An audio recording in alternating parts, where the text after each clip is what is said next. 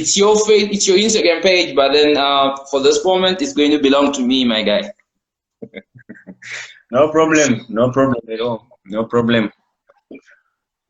Okay, I'm actually very interested to be having the interview with you.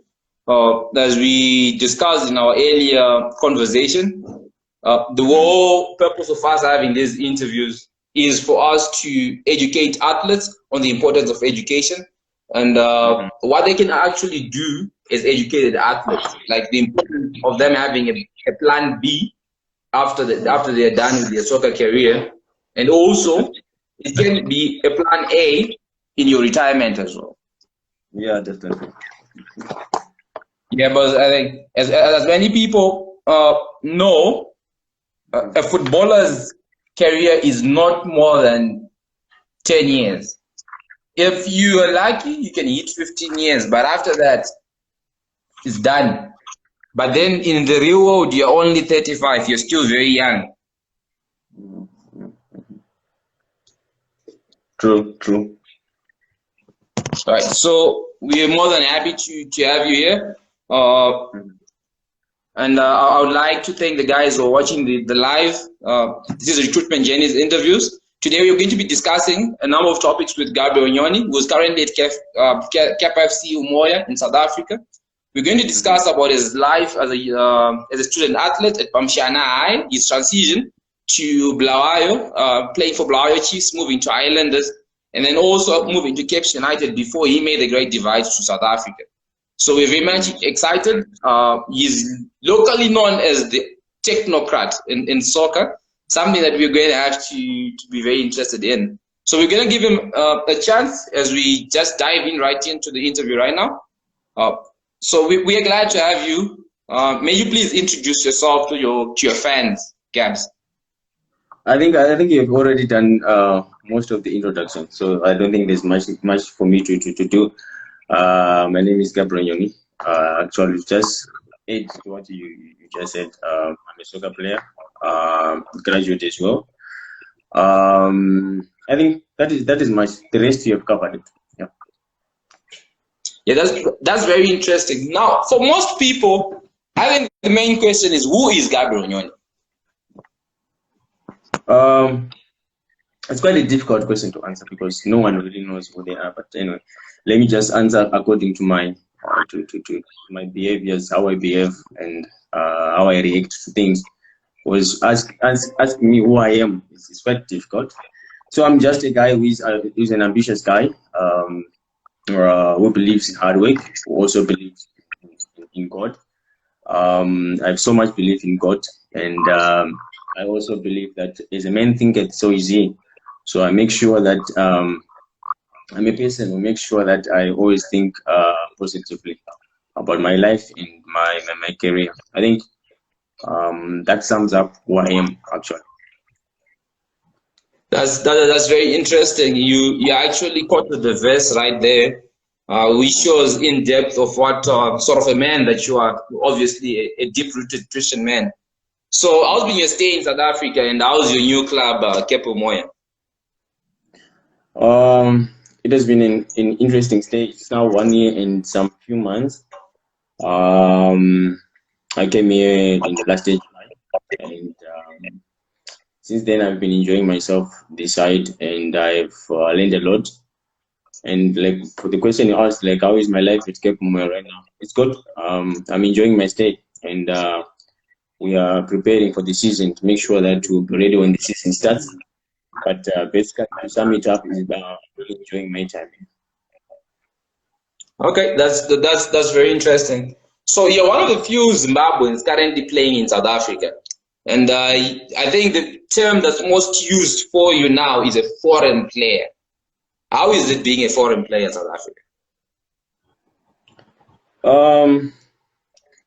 It's good. It has its own drawbacks, but it's 90% good. It's good. Actually, when you're in South Africa, you don't feel much of a foreigner because there are a lot of Zimbabweans this side that you meet around. So you end up having Zimbabwean friends also, and also making friends from South Africa. South Africans are really nice people. You know, Some of them are good people. So you meet those nice people and you get to relate to people. And it's also very important to be an open-minded person, to be accommodating to everyone, you know, so that your life and your stay in South Africa becomes quite easy. So being a sociable person is quite important, and it aids to your good stay in South Africa. So for me, I'm enjoying my time. That's very interesting, Gabs. So a lot of people now would like to know, when did you start playing soccer and what motivated you to choose soccer? Obviously, like any other kid, you know, you start playing soccer when you're young, 3 years, 4 years, playing in the streets. You know, then you go to primary school, whereby that's where your talent is actually start to be recognized. And I was playing for fun. You know, in primary, I'm not playing for anything. I'm playing for fun. But school to me was the most important thing to me. I thought one day I'll be a lawyer. That's what I thought before. That's what I wanted to do. So I was just doing football part time at school. Then I finished my primary. I went to my high school. At high school, I was doing sciences. I was a medicine guy. I was more inclined to school, you know. Then later on, I started doing commercials and all that. But I think that's how I started. Then when I realized that I can do something from football is when I went to A level. That's when I realized, okay, I think my talent can take me up there. But still school, I don't want to leave it. Okay, that's interesting. So people know you as Gabriel, the professional soccer player.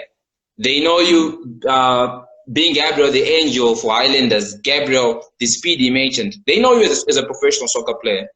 But then for you, when did you really then say, I'm going to pursue this as a career? As you rightfully said, it started for you as you playing for fun, you enjoying playing soccer in the streets. But then at what point did then it become your career? That decision, when did it happen for you? I can say when I got a scholarship because of football. My high school was paid by football, you know. So that's when I was given a scholarship at Pamshana High School. That's when I saw that this career can also help my other career. If you get what I'm trying to say. Yes. So yes. when I got a scholarship because of football to do school, you know, it made me realize, okay, I can balance the two and make sure that both careers they grow. And from making that decision up to today, everything is growing. And I'm currently doing my second degree. I'm doing law now. So because that was my dream when I was young, I wanted to be a lawyer, you know. So now I'm doing law. So yeah. Okay, that's interesting. So how do your parents take it? We know it's not easy for most parents to then say, this guy who had dreams of being a lawyer is now going to kick the ball and be a professional soccer player. How do they take that decision for you now to say, I'm going to be a professional soccer player, and then they have to accept that decision for you? Were they supportive? How do they take it? They were not supportive. They didn't like it. You know, they didn't like it. My mom didn't like it. My dad didn't like it. They were like, you're good at school, so stay in school. But to me, I loved football. So, and every time when I was getting home late, my father used to beat me up. My father was a soldier, by the way. So he used to beat me up. And this day, the day he stopped. He stopped because the day when I came home and he said he beat me up, and I told him, you can beat me for 45 minutes, but I play the whole day. It's better for you to beat me for 5 minutes, but I play the whole day. You know? So since that day, that's when he stopped. He saw that this guy is really passionate about football as well. So he just said, okay, balance, do whatever you have to do, but at the end of the day, make sure you have a degree. And I made sure that I did that. Okay, that's interesting. I guess a lot of people would relate to your story where parents are not really pro soccer; they're more for education. So I think a lot of people would relate when you say your father would beat you up for that. So now moving on to the next question, Gabriel. As an A-level student, you played Division 1 football. How did you manage to stay focused now as a student and still perform on the pitch? I always tell people about time management. You know, as when I was a student at school, I had to make sure that I manage my time properly, because there are two things I'm trying to juggle. You know, I'm trying to juggle these two things, and I have to make sure that I manage my time properly. And, I make sure when it's football, I give my 100%. When it's school, I give my 100%. So both sides, I was giving my 100%, and I make sure that I remove activities that don't link me to my goals. So those are the activities that I removed from it, and it made me achieve my goals to a certain extent. Well, you wouldn't say to a certain extent. You're currently living the dream for most Zimbabwean youth. There's somewhere I'm going. You will see in 10 years' time. There's somewhere I'm going. There's somewhere I'm planning to go. Okay, that's interesting. So I'm now just notifying the guys that we're not able to connect to Facebook, and we are now using your Instagram. So I've just sent out a post on Facebook.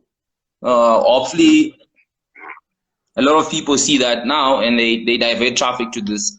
So after passing your A levels and also making headlines on the soccer pitch, you must have now been in a dilemma where your parents then bring up that back and say, you know what, Gabriel, you've passed A level, you've got 13 points.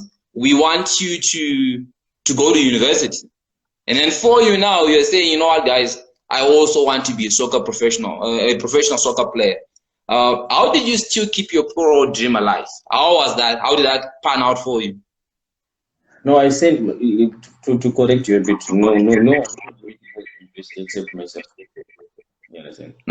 So I'm the one who said I want to go to university, and I paid for my own university because of football. Football paid my university.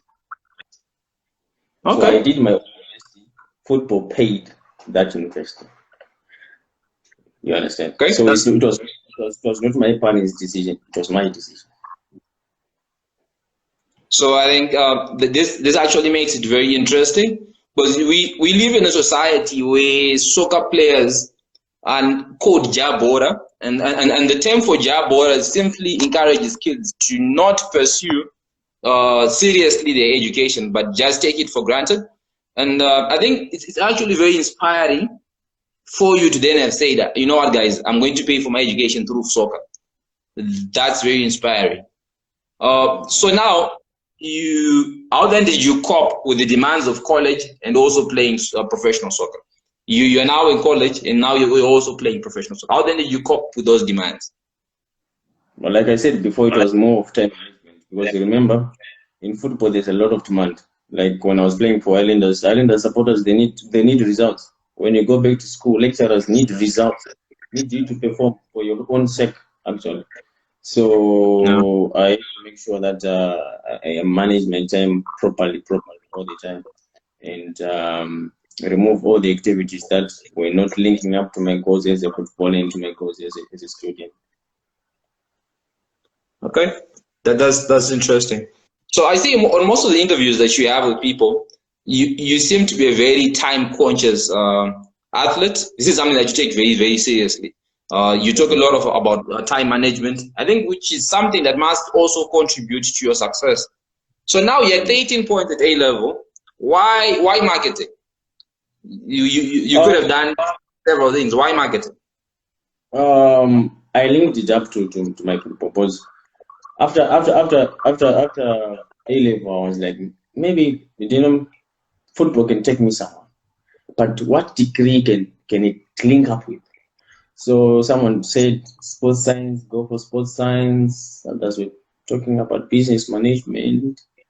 But me, I was so keen about marketing, because as a brand in football, also need some form of marketing as a brand. So I was like, okay, I'll go for marketing, but after I'm done with football, or at some stage in football, I will do law. So like now at this stage of my life, I thought this is the stage I'm supposed to be doing law. So I took marketing, and I finished it up for the 4 years. Okay, that's very interesting. So, as a Highlanders player, Ibos. Yeah, these fans are known for being very demanding, and then you're also a student at NUST. Now, how was it playing in the Premier Soccer League, and then also have to make time to go to class? No, it was tough. That's how I can summarize it. It was really tough. One thing with school, you need extra to be an extraordinary student. I mean, and in football, you need extra training to be an extraordinary player. You understand? So everything you need to be something extra. So imagine I'm doing my normal school, but I need extra reading. I'm doing my normal training in football, but I need extra training. So all these things you have to sum it up in 24 hours. And remember, within those 24 hours, you need time to rest, like 8 hours. Your brain to come down and your body to relax and rest from the training sessions. Your mind to rest from the books, and your body to rest from the training sessions. So all this time you have to manage it properly. And there are times I was also failing to manage it, and my football would go down a bit. Then when I'm more concentrating on football, my schoolwork will go down a bit. But I just have to make sure that most of the time it's 60-40 or 50-40, something like that. Okay, that's very interesting. So how was your first season at Highlanders, and what would you say? I think you've managed to say some of the challenges you'd have to face was having to have that balance where you then go 60-40. But then how was your first season at Highlanders? Oh, it was the best season, man. It was one of the best seasons. Remember my first goal, I removed my short in celebration, It was one of the best seasons. Yeah, I always remember that day. But so it was one of the best seasons. I enjoyed my time there. And that season we won the Diamonds Cup. Yeah, the Diamonds Cup. We were second. We were runners up to Dynamos that season. And that's when the football started knowing. Hey, someone is laughing. Mayor Makwet, you are laughing. Because Tasha, welcome. In Tanya as well. Yeah, so it was one of the best seasons. I enjoyed it. So that's the season that made the Zimbabwean football community know who Gabriel Nyoni is. Yeah, I remember basically going to Blawayo, and all people could say was there is a kid who's at NUST and also playing for Highlanders. That kid is electric. That kid is fast, and everyone pretty much started talking about you then. They talked about your speed. They talked about your commitment to your education as well. I think which is something that a lot of people then started taking note of and respecting you for that. So this goes hand in line with this interview, where we are encouraging people to do like what Gabriel Nyoni did and even surpass that. To correct you there, people who are IT. What I want them to do is, because people are different, everyone is made in their own way. Everyone has their own desires, So I want people to be the best version of themselves and remove things that distract them from being the best versions of themselves. You can never be like me, because I have my own background, different circumstances. Everyone has different circumstances. What I want you to do is to be better. For young people to be better than me, not be like me. I never played in Europe, but I want a young player who is coming up and plays in Europe. I don't have 3 degrees. I want a player who comes and they have 3 degrees. So I want someone who can be better than what I have. Yeah, that's very inspiring. So before we go in depth about your recruitment journey, we are going to have to ask you a few questions. They're a little bit off topic, but then for the sake of the viewers, interesting questions. Most people like to know, who is Gabriel Nyoni's role model? When it comes to football, it's Ronaldo. Cristiano Ronaldo is my top guy. Why? His hard work, his determination, his his focus, it really inspires me. And when it comes to school and all that, I'm inspired by a lot of lawyers, which I cannot mention name. And I'm also inspired by Steve Jobs. You know, the way the commitment he had towards his goals when it comes to his iPhones and all that. He went through what he called semen retention, if you know about it, just to improve his IQ. So what I copied from him was that commitment to say I have a certain desire and nothing is going to stop me until I achieve that desire. So those are the kind of people that inspire me. You know, those people with that determination. I copied that determination. I don't want to be like them, but I copied that determination to take it to help me to be who I want to be. You don't take the determination to be like them, because I can never be like Cristiano Ronaldo. It's impossible. Totally impossible. Yeah, I can never be like Jobs. Totally impossible. But I can be like Gabriel, and I can choose the best version of myself, using what they've used: determination, commitment, discipline, perseverance, tenacity. We can go on and on. So I use that to make the best version of myself. So those two are my role models, and I've copied their behavior. They help me be the best version of Gabriel. Okay, that's very interesting, very inspiring as well. I can now see why people call you the technocrat of Zim football. It's very interesting. Okay, so where would you rather play, La Liga or EPL, and why? I would love to play in EPL. Why? Oh, I pace like 2 days ago. I clocked 35 kilometers per hour.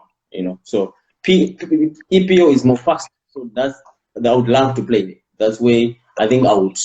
If God would one day just give me an opportunity, you never know with God, because the Bible says it is impossible with men, but with God it's possible. And He also says in Jeremiah 33 verse 3, it says, "Call unto me, and I'll show you great and mighty things that you do not know." So maybe if I call unto Him, maybe one day I may be there. You never know. And remember, God is not a man that He should lie, or is He a son of man that He should change His mind. So you never know. Yeah, very interesting. So now, we're now going to talk about Zim football. I hope your knowledge of Zim legends is good enough for the next question. Zimbabwe has been known to produce very speedy wingers from the likes of Peter Ndlovu and so on. But then some of the most noteworthy wingers in Zimbabwe are these two that I'm going to ask you. So who would you choose to play in your team between Boy Ndlovu, who played for Highlanders, and Moses Chunga, who played for Dynamos and is also a legend in Belgium? Who would you choose between the two legends? Do you know what? I haven't seen them playing, because to be honest, they were, I think I was more boy by then. So I would choose the one from Highlanders, because you know Highlanders made me. So I would choose the one from Highlanders. You know. No, it's now Iboso things. Exactly. So yeah, I think that's the one I would choose. Okay. Now going to the English version of things, who will you choose between Johan Cruyff and David Beckham? No, David Beckham. Because why would I choose Beckham? Not because of his play, but I would choose him because of his out of football. I love what he has done out of football more than what is done in football. Can I put my phone on charger? 1 minute, sorry. Okay, it's okay.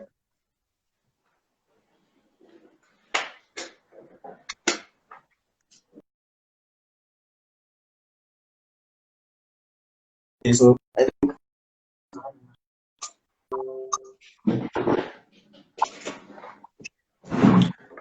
so. I'll choose Beckham.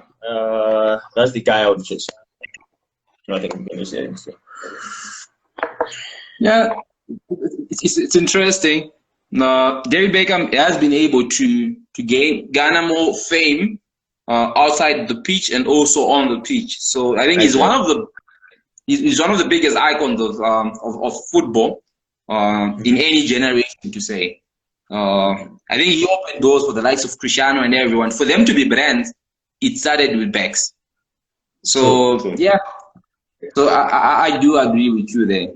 Now I need you to tell me 2 truths and a lie. Okay. Yeah, so 2 truths and a lie, and then I'm going to ask you what is a lie after that. 2 truths and a lie. Yes. Or any. Any. You can tell us your 2 truths and a lie. You don't have to tell us which one is true and which one is false until we ask you. Okay. I have a girlfriend. The second one, I have $1 million in my account. Okay. The third one is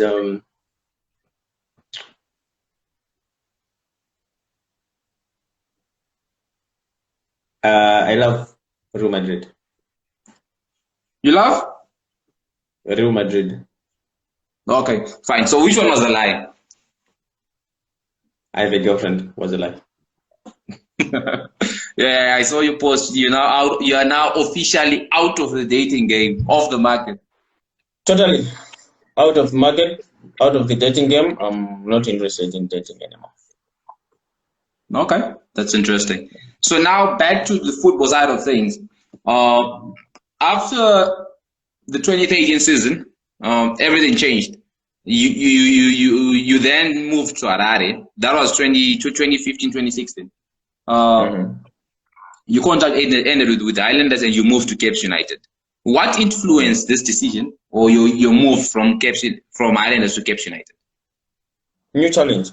I wanted a new challenge, I've been playing Blawayo 6 years, and I was like, no, I need a new challenge, as a footballer, I need a new challenge. I need to go somewhere else and discover if I'm good enough somewhere else. And fortunate enough, it worked. My plan worked. I got a new challenge, and boom, I went to Madison United. Okay, that was very interesting. So now, by this time you had graduated with your honors in marketing degree from NUST University, right? Then the papers reported that one of the reasons why you were brought into the Cape United team at that moment in time, including you being given a stand. How far true is this, that it is actually because of your marketing degree, that's why you were chosen to come to Cape United? No, that is not true. Football is based on how you play. Okay? That was not true. Football is based on how you play on the pitch. Okay? It's not based on whether you have a degree, whether you have whatever you have. How many people have degrees but they can't play in the pitch? No. They are not getting clapped. You understand? So football is not determined by that. It's determined by how you play in the pitch. So how I played in the pitch is what influenced Cape United to sign me there. But what they did was, because they wanted to also help me in another career that I have, which is the academic career. They then offered other things like a job and all that, so that they enticed me to come and play for them. And their offer was perfect, and I took it.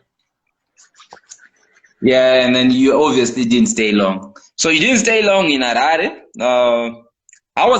But generally, how was the transition from the city of Kings, Blawayo, to the Sunshine City, Harare? How was that transition for you now? For me, it was painful in the first place. It was painful leaving everything that I have known for 6 years, 7 years actually. Everything that I have known for 6, 7 years, obviously, it's painful, and leaving people that love me, and they still do today. Because I believe that umuntu ngumuntu ngabantu. We are made by people. You become whoever you want to become because of people. So they are the Highlanders people that made me, and they love me, and up to today we still have a very good relationship.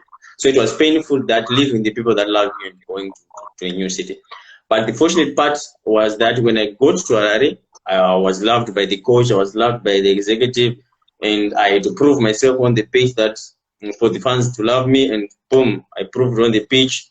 They also loved me, and everything just went smoothly. 6 months down the line, Marisburg United bought me for, oh, I wanted to say the amount, sorry. Then they brought me to South Africa, and yeah, the rest is history.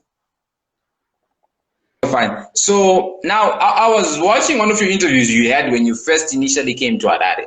You had given yourself a 6-month period for you to get a transfer.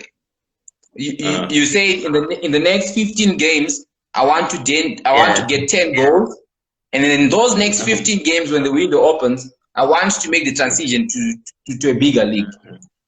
That's what I said. Right. So how does this happen now? You've given yourself that time frame, and then boom, you're off to Marisburg. Yeah. Now, when it comes to that, what you should understand is that goals should be smart. Your goals should be smart. Smart meaning they should be specific, measurable, attainable, realistic, and time bound. So my goal when I went to Cape Town was specific. 6 months from now, this is what I need. I want to go outside Zimbabwe, play outside Zimbabwe. That was it was specific. The goal should be measurable. It was measurable. Can it be measured? Can my goal be measured? Yes, it was able to be measured. Okay. Was it realistic? Was it attainable? Yes, it was attainable. 6 months, you can go. Was it realistic? Very realistic. Was it time bound? Time bound. Yes, it's time bound. 6 months. So that's how you write down your goal. You don't just write a goal and say, okay, one day I want to, let's say for example, own a boutique. Okay, you can't just die randomly and just say I'll own a boutique one day. You have to put specific guidelines. By when? How do you want to go? So that's what I did when I went to Cape Town. I put a goal and I achieved it. That's very impressive. Very, very impressive. But when I was watching that interview, I was actually surprised. You know, okay, fine. So this guy actually set a 6-month goal and he achieved it. It's very, very impressive. So I'm setting another one. 6 months from now, I want to go back to the PSL. That's okay. I think the guys have heard it. We are going to be waiting for you to be back. This video you're recording it, right? Yeah. Perfect. So yeah, 6 months from now, I'm going back to the PSL. Remember that. Okay, that's very impressive. So, what was your first impression of life in SA? You have attained your goal. You're now at Marisburg. What was your first impression of life? We know a lot of people are perplexed, or a lot of people are taken back by what happened in South Africa. But what was your first impression? My first impression was my life was better compared to Zimbabwe. In Zimbabwe, do you know that players are not animals? To be honest, if you earn $300 in Zimbabwe, it's a lot of money. To be honest, it's a lot of money. Things are that, you know, as a soccer player, you might play for big teams, but financially you're not up there. You know, imagine if Highlanders and Cape United were like paying like Orlando Pirates and Kaizer Chiefs. Where would we be as soccer players? Would be having a lot of money, houses, cars, and all that. You understand? But it's not like that back home. You know, the money is few. But when I came here, I was like, my life is better. Since then, it has improved quite remarkably. Okay, that's very interesting. So now the question would be, what would you say are the differences between Absa Premiership and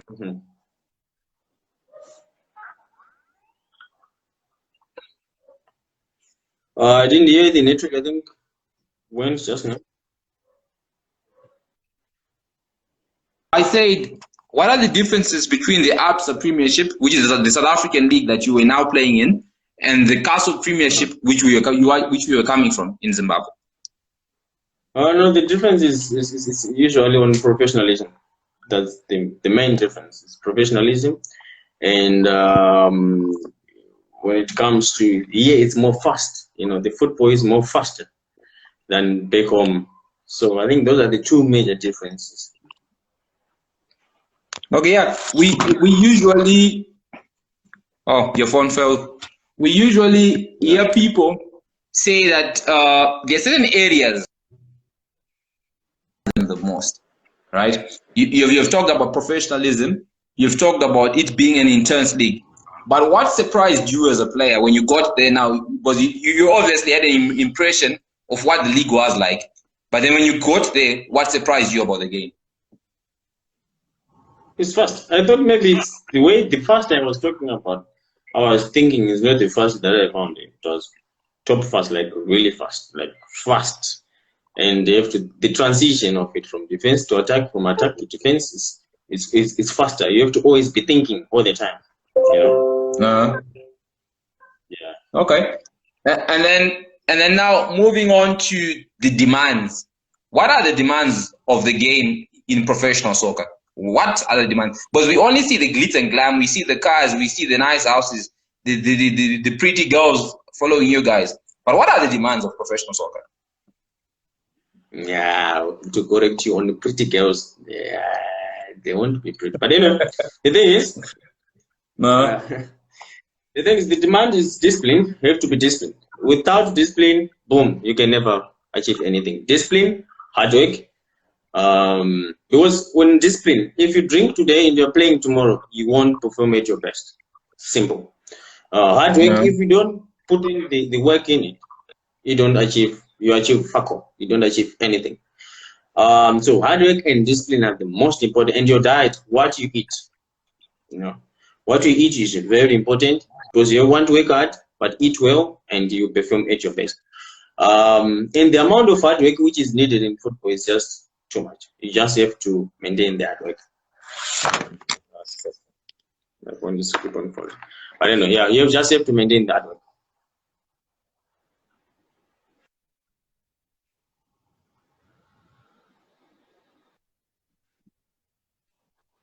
Very positive-minded person.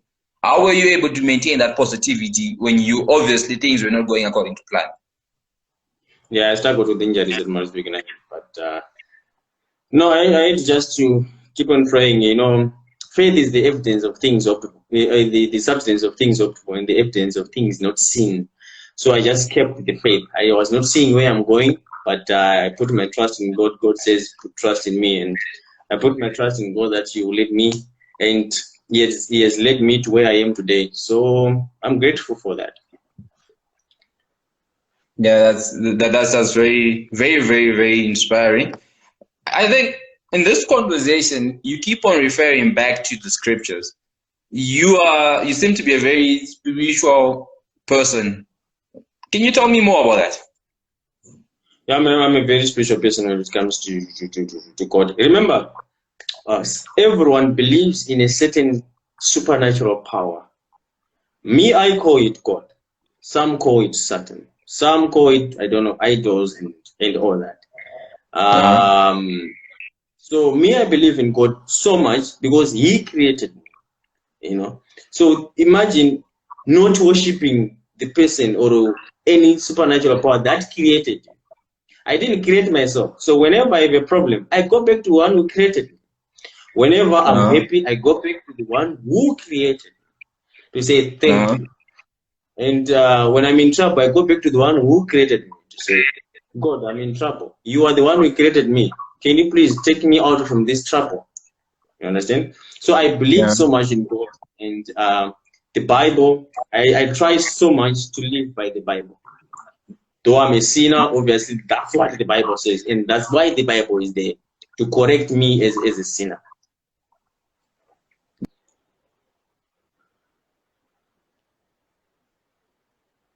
Leave marriage.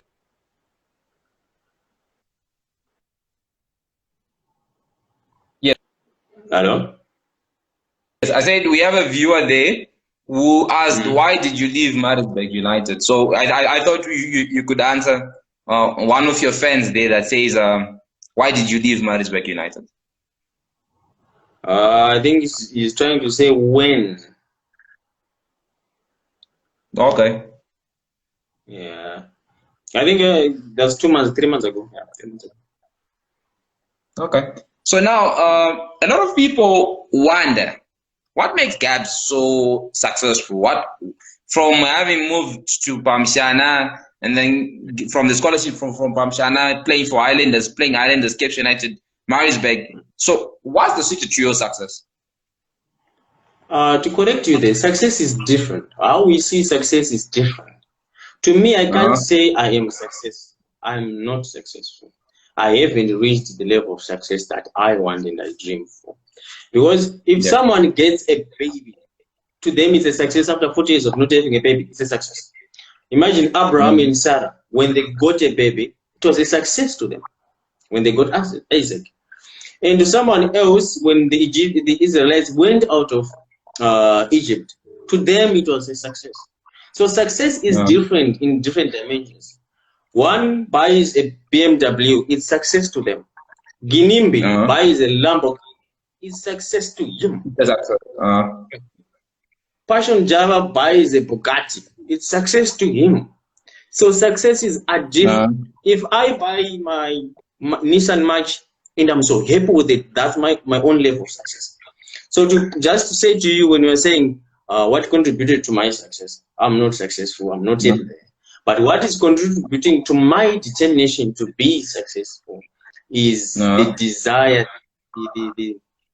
the desire to see myself helping my family, to see myself being recognized one day when I die, because one day we will die, to being recognized as someone who is inspired a lot of young people, even elderly people. There are a lot of elderly people who text me and ask me for advices and all that.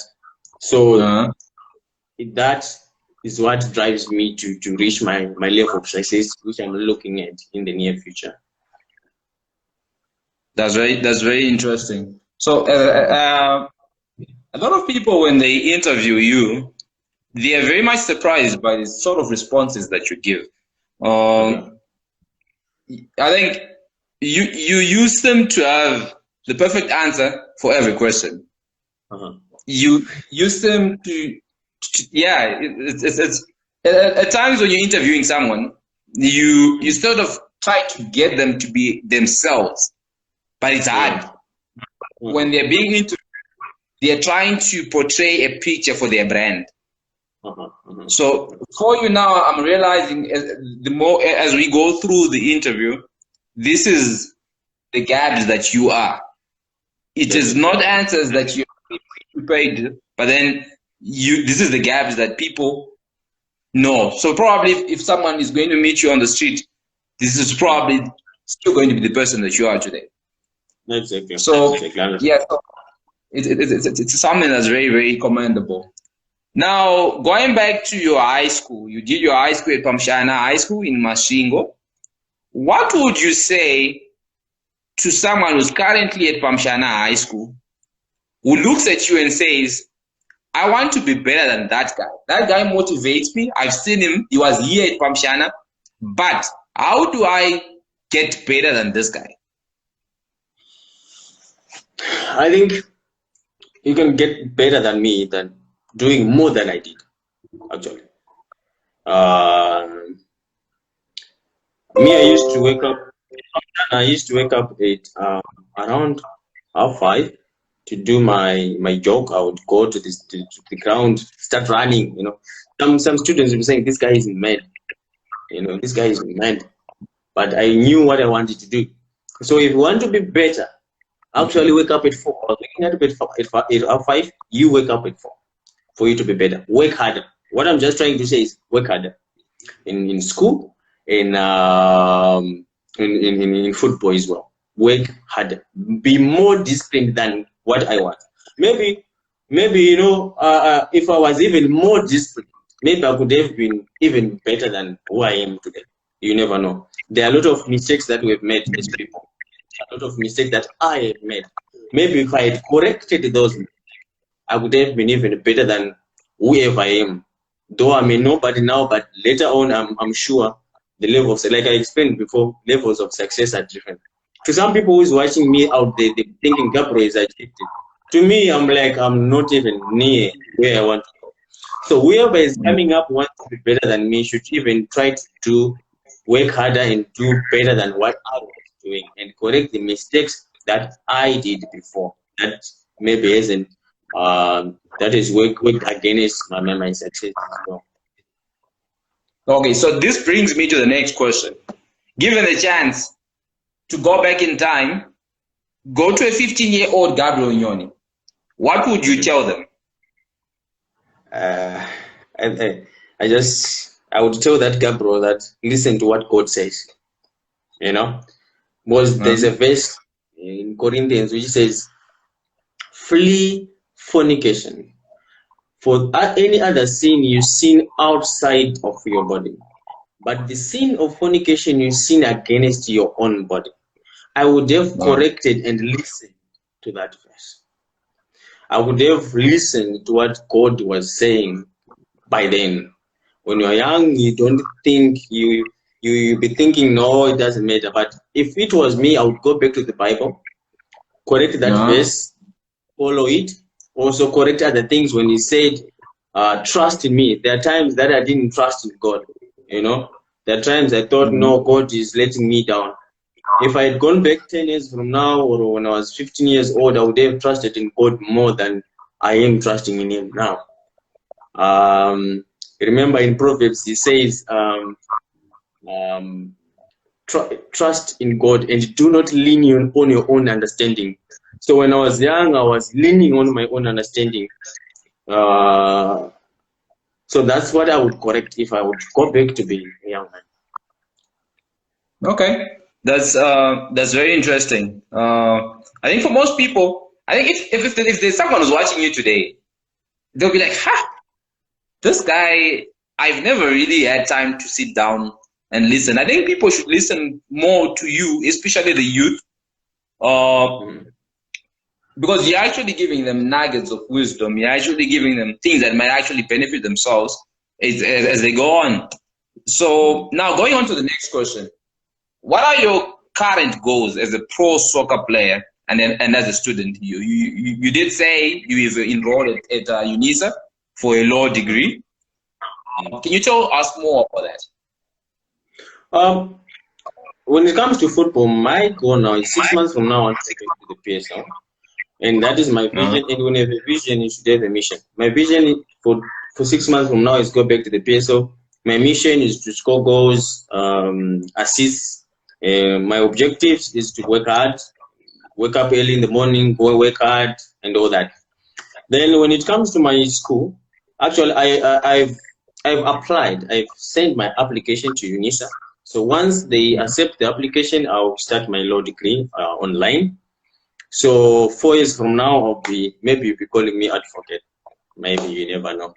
So because in football we have this mentality. Yes, in football I'm 28 years old now, but in real life I'm still young, you know. But in football terms, your age will be moving because you retire maybe 30, 45 something. So I want to 28, 29, 31, 32. When I finish my football, I'll be having my degree, my law degree. So I'm still young for school. I can go get as much degrees as I want and prepare for my life after school. Okay, that phone keeps on falling down. Yeah. Okay, so what are your personal long-term goals? Taking football aside, taking education aside, I think you're close to being called a malume now by your nieces and everyone. What are your personal long-term goals? Basically, like I've removed the dating part. I'm no longer dating in my life. So I'm not even thinking when it comes to marriage and all that. I'm not thinking about that. But when it comes to my life, I'm an entrepreneur as well. I'm just putting money together. I want to start a logistics company. So I'm putting money together so that in the next 2-3 years, I make sure that the logistics company, Gen 27 logistics company goes up there. Lolutando Sibin, how are you keeping? So yeah. So 3 years from now, I want to be doing my logistics company and make sure that also my kids and my grandkids will be enjoying when I die. Because one day, I'm usually in my life, I'm also inspired by the prospect of dying. You know, we are not here to stay for long. But remember, the Bible says a good man is the one who lives in inheritance for his children and grandchildren, grandchildren. So I want to be that man that will leave an inheritance for my grandchildren. So that's why I'm working hard and to make sure that when I die, one day I'll die flat. Everyone will die. That is one thing that we all know, but don't consciously remember it. So one day I'll die. When I die, I want to leave an inheritance for my children and grandchildren. So that's what also motivates me to keep on going, and that's what motivates me to work hard every day, because you never know. Tomorrow you might find out the Gabriel Nyoni is no longer there, is dead. You never know what will happen, you know. So that's why every day of my life I have to make sure that I give my all. I always tell myself that tomorrow is an illusion. I'm living today. Today is the real deal, is where I am today. And I make sure that I live today. Tomorrow is an illusion. You never know what's tomorrow will happen, you know. So that's why I give my all in everything I'm doing. Like today now, we're in this interview, I'm giving my all, I'm giving everything I know to this interview. I'm concentrating on where I am today, you know. Okay, that's true. Okay, so I just wanted to welcome personally Kevin Sitole. He's one of our guys who's in the States. I'm happy he has joined the interview. He also has a pro dream. And then on that note, it then takes me to the next question. What advice would you give to athletes back here in Zimbabwe who also want to be professional soccer players? I think I've highlighted that. I talked about discipline. Discipline is important. One of the most important things is discipline. And what they should know, young people out there or professional soccer players like me should know, is success is not by chance. You don't mistake yourself, mistakenly become successful. That's not possible. It's never possible. You don't just wake up tomorrow, I'm a successful person and I now have money. Success is not a mistake. You have to be intentional about wanting to be successful. It has to be an intention. Like I tell myself, I am Guguletu today, I want to be successful. I am Aisha today, I want to be successful, and this is my plan to get there. It has to be intentional for you to be successful, to reach your success. I'm a soccer player. Okay, Gabriel Nyoni, 6 months from now, I want to be there. Okay, what should I do now within those 6 months that links me up to that goal of mine? So success should be intentional. That's my advice to young sports people out there. Yeah, that's true. So I think you just reminded me, I was having a conversation with one of the printed coaches, Mr. Taruinga, and we were also talking about the importance of belief. Once you don't believe in something, you might desire it, you might want it, but it will not come to fruition. It's not going to be true if you don't believe in it. Even in church, they tell you, if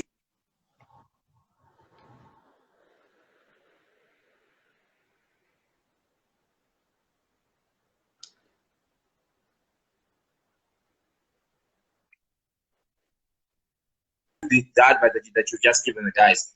So now I know you have a brand, GN27. Is it now in stores? If it is in stores, where can the fans get it? No, it's not yet in stores. I'm looking for the right time. You know, as a market, I know the trends of market. So I did my market research. There's a time that I will introduce it. Not now. I'm not introducing it now. From my research and from my market research, from the consumers test and all that I did, it's not the right time to introduce it.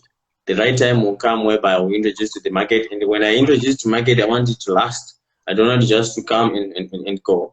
So that's why I'm taking my time to make sure when it goes there, it's really a big thing, you know. So for now, no, it's not there, but it's coming soon. Okay, that's interesting. Remember to send me one. Remember to send me. I'm going to be one of your first buyers. GN27. Yeah, GN27. Remember, I said I don't want anything for free.